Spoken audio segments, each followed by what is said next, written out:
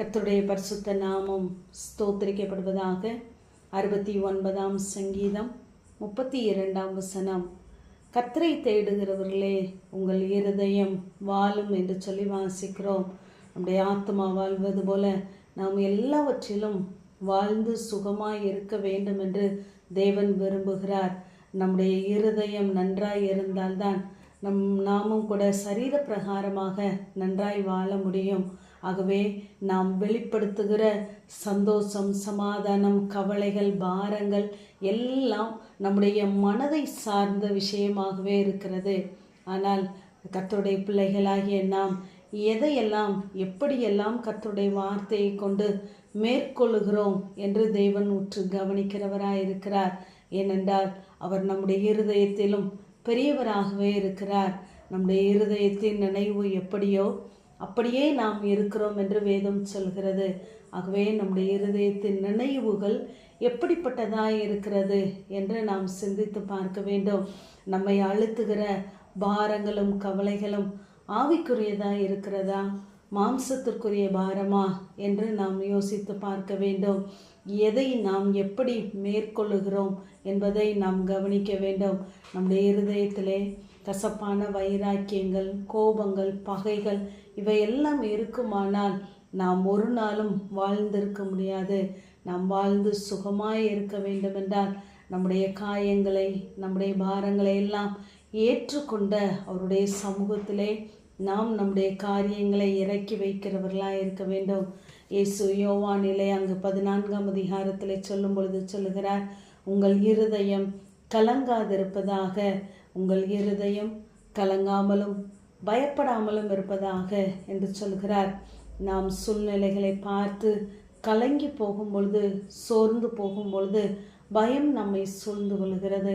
ஆகவே தான் தேவன் சொல்லுகிறார் உங்கள் இருதயம் கலங்காமலும் பயப்படாமலும் இருப்பதாக என்று சொல்லி இந்த சங்கீதக்காரன் சொல்லுவதை நாம் பார்ப்போமானால் 139ஆம் சங்கீதம் 23ஆம் வசனத்திலே, தேவனே என்னை ஆராய்ந்து என் இருதயத்தை அறிந்து கொள்ளும், என்னை சோதித்து என் சிந்தனைகளை அறிந்து கொள்ளும் என்று சொல்கிறார்.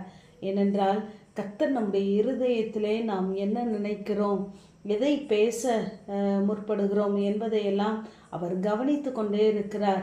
ஆகவேதான் அவர் சொல்லுகிறார், என்னுடைய இருதயத்தை நீர் ஆராய்ந்து பார்த்து கொள்ளும், அதை சோதித்து பாரும். என் இருதயத்தை உடமிட்டு பார்த்தோம், அதில் ஒன்றும் காணாதிருக்கிறேன். ஏனென்றால் நான் என் வாய் மீறாதபடிக்கு தீர்மானம் பண்ணினேன் என்று சொல்கிறார்.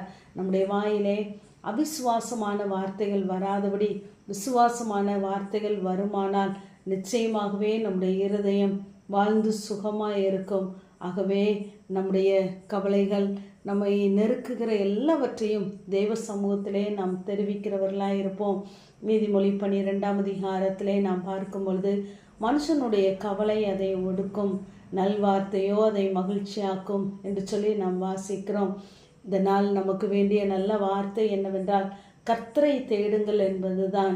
கர்த்தரை தேடும்போது நம்முடைய இருதயம் வாழும் என்று வசனம் சொல்லுகிறது. ஆகவே கர்த்தரை தேடுவோம், நமக்கு தேவையானதை கர்த்தரிடத்திலே தேடுவோம். அப்படி நாம் தேடும் பொழுது எல்லா புத்திக்கும் மேலான தேவ சமாதானம் நம்முடைய இருதயத்தை காத்துக்கொள்ளும்.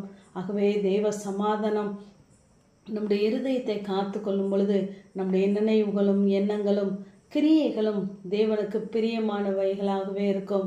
ஆகவே கர்த்தரை தேடுகிற நம்முடைய இருதயம் எப்பொழுது வரைக்கும் வாழும் என்றால் அது என்றென்றைக்கும் வாழும் என்று சங்கீதம் 22-26 வாசிக்கிறோம். ஆகவே நாம் நம்முடைய இருதயமும் நாமும் வாழ்ந்து சுகமாய் இருக்க வேண்டும் என்றால் தேவனை ஒவ்வொரு நாளும் நாம் தேடுகிறவர்களாய் இருப்போம், அதிகாலையில் தேடுகிறவர்களாய் இருப்போம், கர்த்தருடைய சமூகத்தை வாஞ்சிப்போம்.